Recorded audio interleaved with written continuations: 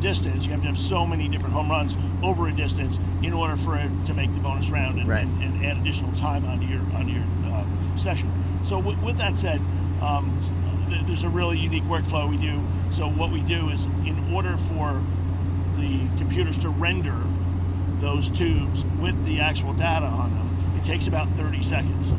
So for our StatCast control room, we have a system where we delay all of our inbounds into the switcher by 30 seconds in order to match the computer algorithm that puts out the actual data.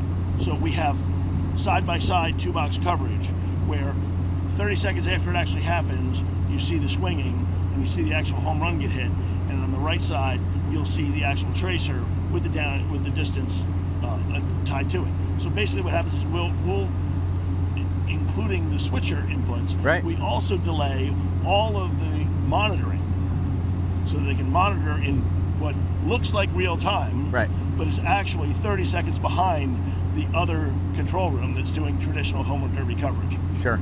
So Yeah. it's kind of an interesting, as well as our announcers live in a kind of closed environment. They're in the ballpark, but they're in a closed room that can't actually see the field.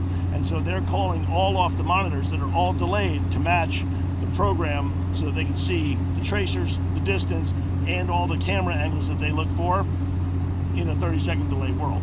Very cool. It's amazing to see how far the StatCast has come to what originally was just essentially some announcers focusing a little more on metrics to these insane cool animations and metrics that we have now. Kevin, John, thank you guys so much for taking the time. Really appreciate it. For more news from the 2025 MLB All-Star Game, stay tuned to sportsvideo.org, SVG Play, and the SVG YouTube channel.